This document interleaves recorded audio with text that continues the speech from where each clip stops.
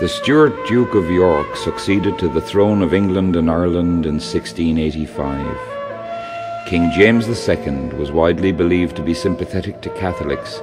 His attempts to undo Cromwell's settlement in Ireland so alarmed the London Parliament that several of its most prominent members invited his son-in-law, the Dutch Protestant William of Orange, to take the throne.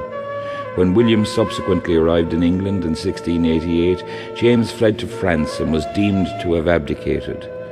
William was then crowned King of England and Ireland in 1689 and immediately called on all Jacobite supporters of the Stuarts to surrender. The following month, Louis XIV sent James to Ireland with 400 experienced French officers and gunners to raise an army and reclaim the throne, as a loyal ally in Ireland would be a great advantage in his continental wars.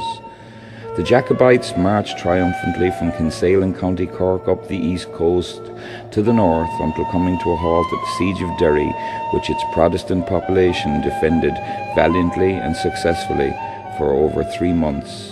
After Derry, although they controlled much of the island, the initiative began to slip from the Jacobite grip.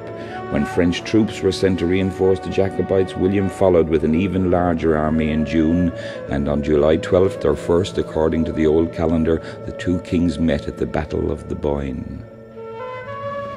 Although this battle has huge significance in Irish folk memory, at the time it didn't have nearly as much importance, for while William was victorious, Jacobite casualties were low and they survived to continue the war, although James once again fled to France.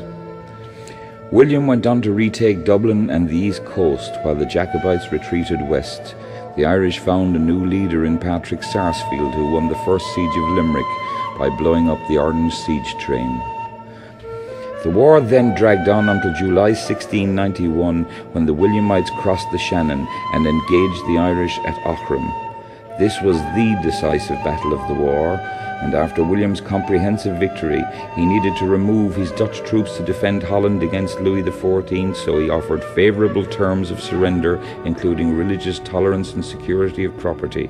Sarsfield agreed, and the subsequent Treaty of Limerick seemed generous, though few of its terms were to be honoured by Ireland's Parliament.